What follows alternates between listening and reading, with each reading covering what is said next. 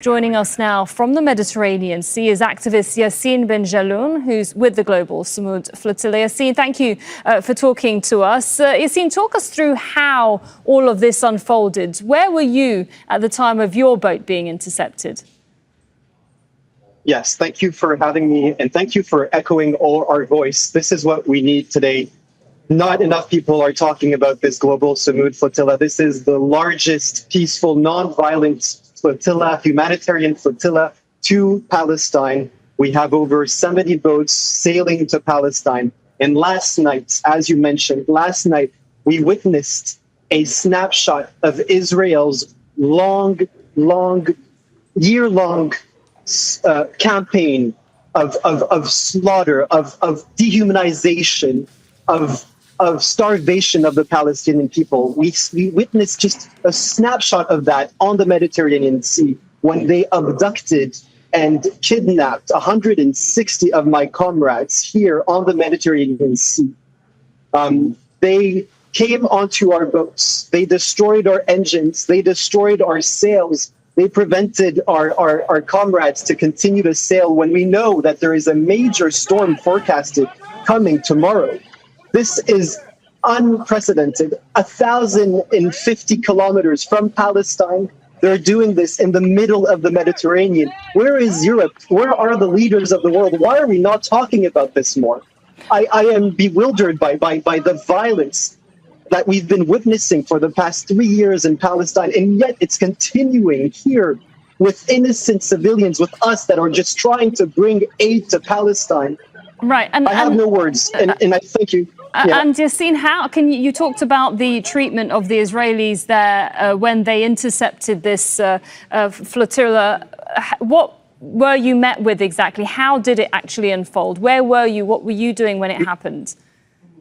So thankfully, not all the boats were intercepted. Out of the 70 boats, we're giving Israel a bit of a lot of work because they were not able to intercept all our boats yesterday. Only about 22 boats to be precise, were intercepted. Some were left adrift in the middle of the Mediterranean Sea, and no one is saying anything. We're just south of Crete right now, in Greece, and where are the European leaders? Where is Greece? The boats are holding French flags, Spanish flags. Where are the leaders of these countries? They're supposed to protect their vessels and their citizens.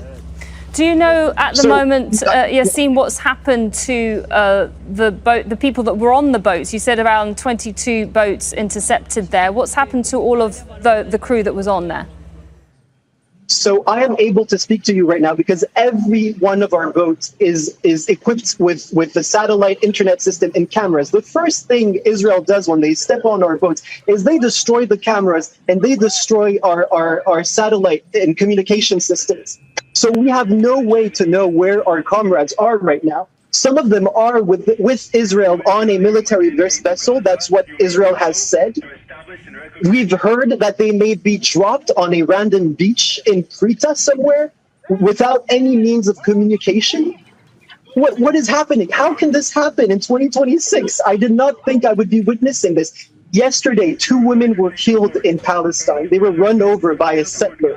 If this happened in Cincinnati or I don't know where in the world would stop everything they're doing, and we would only be hearing about this. This is why we're sailing, because those women were killed by settlers, and no one is talking about it, because yesterday they violated maritime law, international law, and no one other than you and other media, and thank you for this, are talking about this. Why? How can they sleep at night? I can clearly hear the bewilderment that you have there, Yaseen, when it comes to what you're saying is the lack of international response. Why do you believe that there perhaps is apathy? Because we have heard from some European leaders, and certainly from Spain, the Spanish leader, Pedro Sanchez. He's called it a breach of international law, and he's urging European Union action. Well, of course, he's been one of the most vocal leaders, certainly not just in Europe, but in the world when it comes to the genocide in Gaza. What more needs to be done? What do you want to see leaders do? I don't know. It's the $1 million question. It's been 3 years and it's still ongoing. Why? How is this possible? We're in this. If you knew who was on my boat, you'd be astonished to see that it is normal people like me who are either activists, journalists, doctors, nurses. I had a soil scientist on my boat. People trying to make a difference because governments have failed. And so what does it take for the world to wake up, for us to stop doing what we're doing, to stop being complicit in our comfort? It's all about comfort, not wanting to step away from your comfort in order to try and make the world a better place. All right, thank you very much. We're trying. Yeah, please go ahead. We're trying. That's what I wanted to say. We're trying, and Israel is preventing us from bringing aid to a population that has been starved for the past 3 years, for a population that has been ongoing an apartheid regime for 80 years.